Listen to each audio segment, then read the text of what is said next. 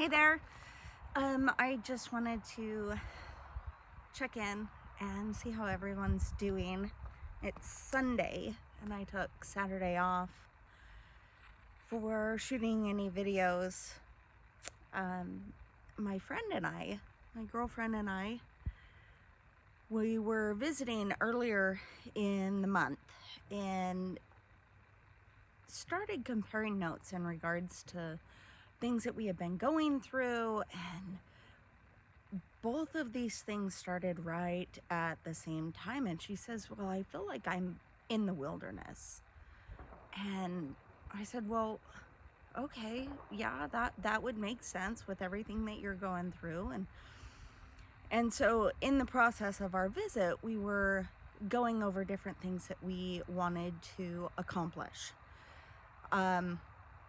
From the bingo card to what it is that we want to do for ourselves this year, what it is that we want to accomplish and take care of in regards to ourselves and goals and different things like that. So, obviously one of the goals that I have is healthier lifestyle, which check, got all of that. But also really listening to my body on things that don't feel right and things that don't make my heart sing. So in doing that, you set your goals, and so many times you don't really follow up or check in as often as you'd like to, or as often as you should. And one of the things that I realized over the last 3 days is, in all of the opportunities over the last 40 days of my own personal wilderness, I really have paid attention to what it is that my body is telling me. What feels right, what doesn't feel right. Whether it's food or energy, people that we're around, things like that, what I need as far as what makes me happy and where it is that I want to focus my energy on, and all of that really plays a big role and a big part in listening to yourself and the goals that you have set up in front of you. And so over this past weekend, we had a particular work event that, it's hard doing this whole lifestyle change, diet. We're doing the keto thing, and it's great and it works. It's just really hard to socialize when you're in the middle of doing all of this and you're really trying to pay attention to all the what you're putting in your body and how your body feels. And part of it was just really, really great. It's always good to get out and socialize, and human interaction and all of that is amazing.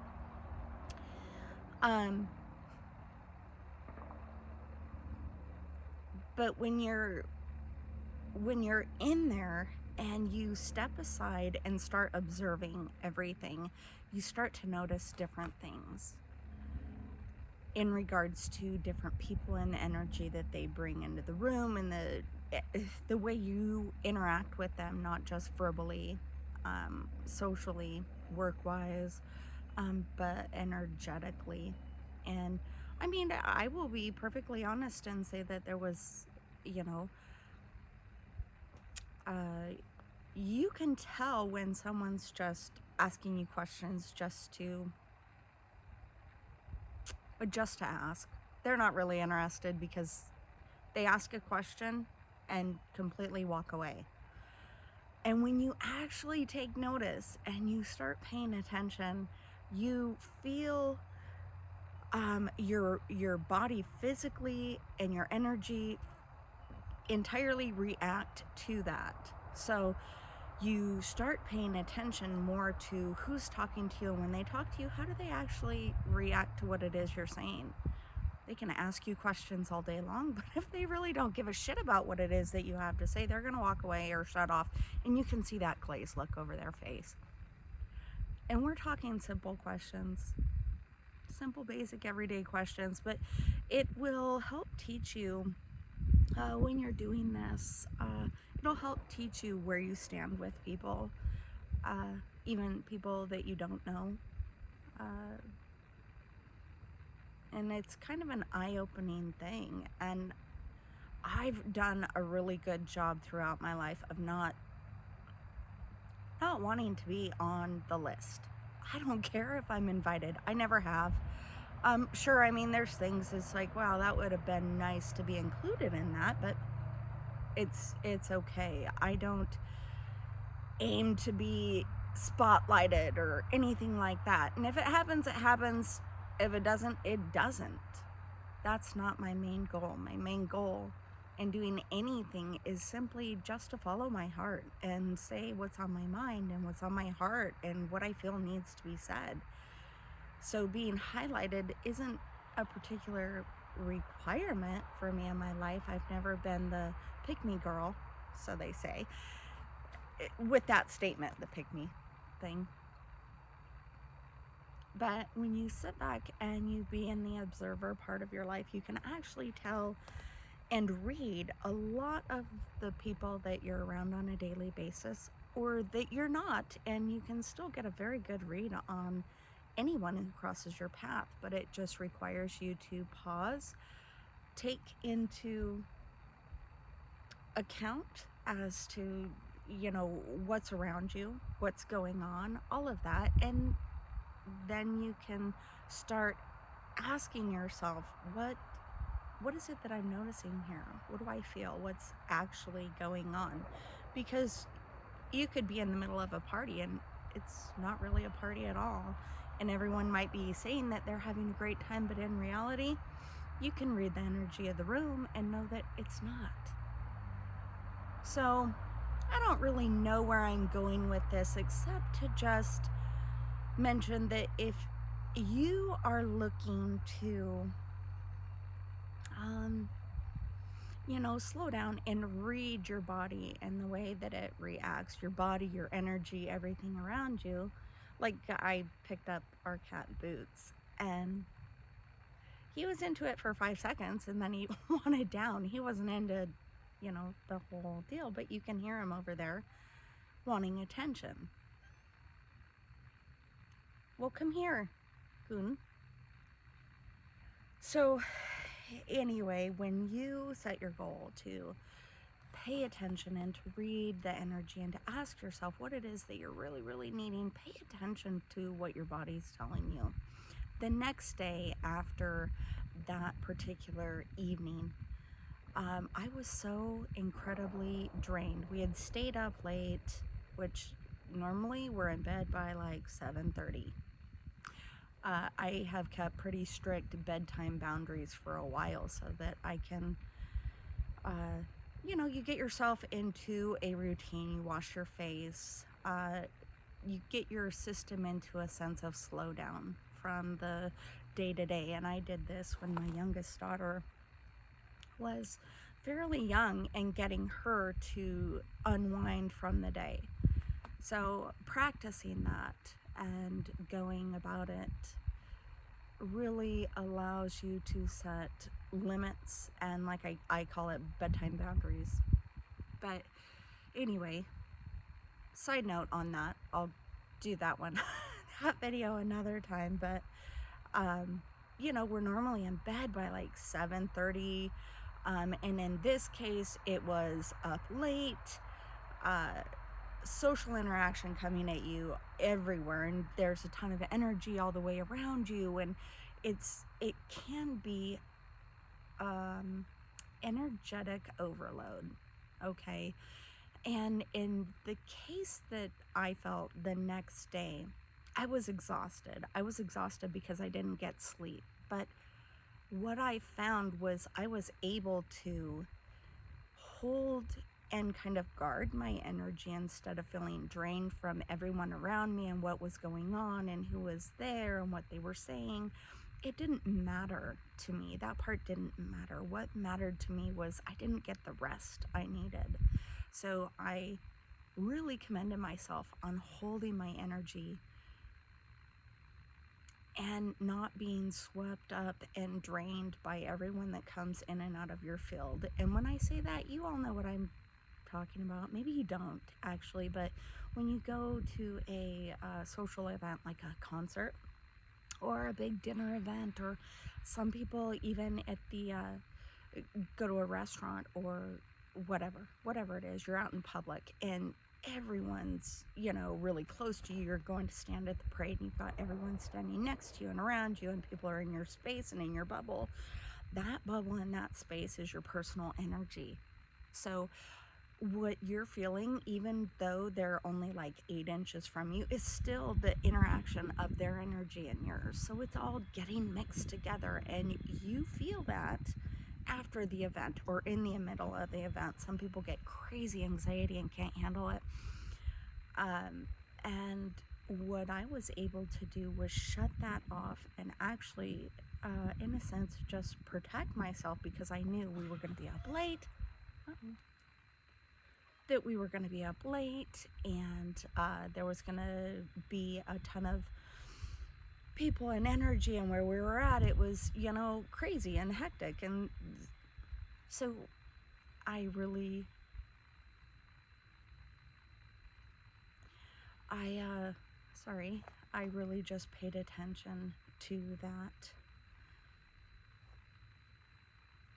Completely sidetracked. So I'm standing in the woods near my house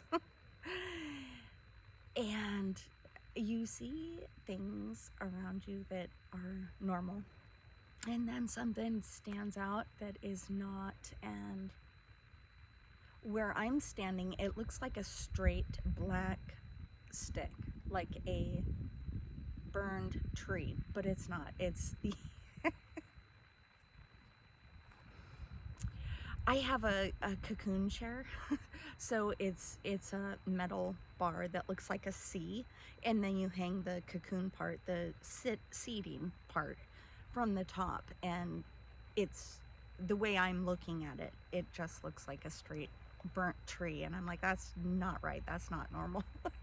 So it threw me off. But what I'm trying to get at is, if you pay attention and mark your energy and the way your energy feels around certain scenarios, if it's not cohesive, shut it down and just, center yourself, take a deep breath, and bring your energy towards you, mentally, and remind yourself in some deep breaths that you're safe and you're solid and you're here and you're alive and everything's okay.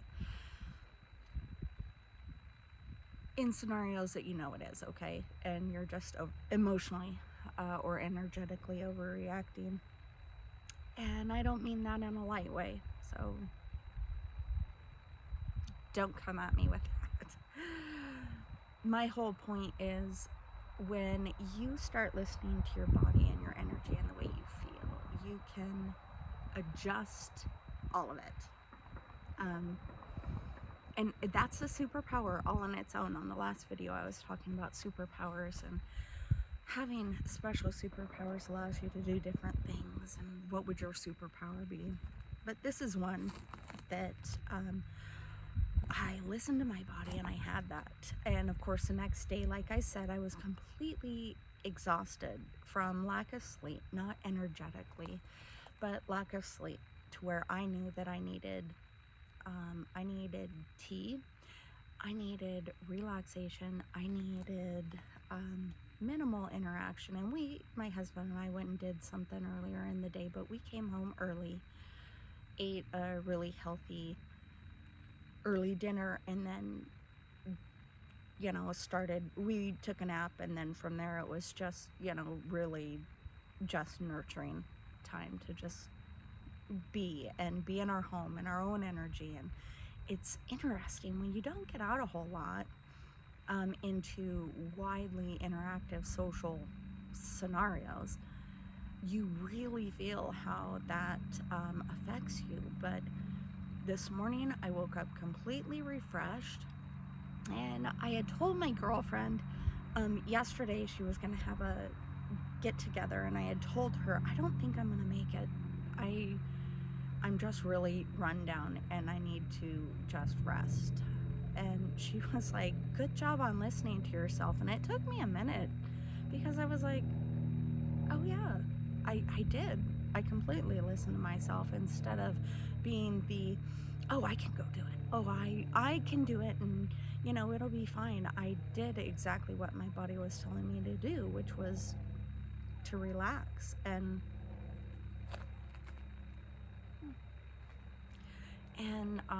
soak up the peace that I needed, which was exactly what I did. And I didn't feel guilty because I listened to myself. So I listened to my body and my heart and my energy telling me, like, yeah, no, you don't need to go and do this. You need to just kind of hunker down and nurture yourself.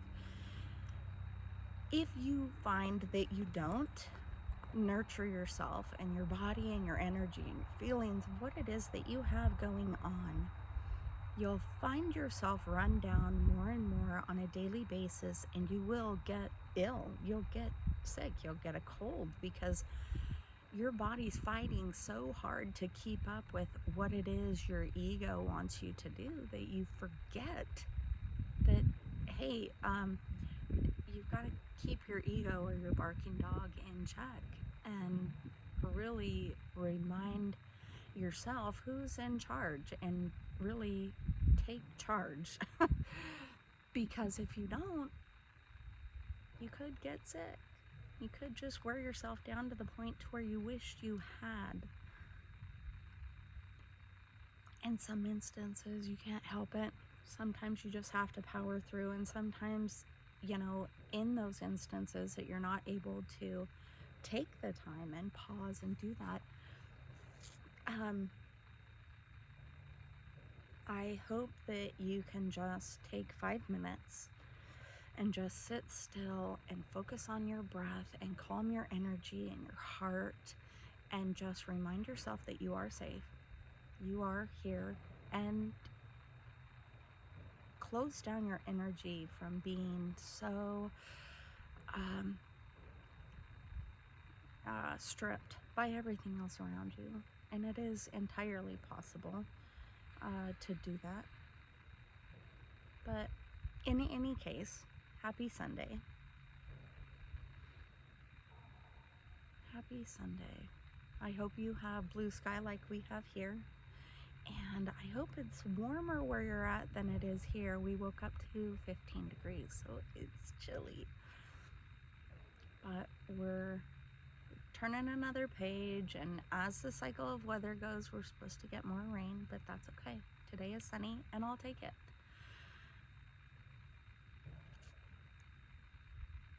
Anyway, I hope you have a great day, and if nobody's told you, you're amazing, and I love you.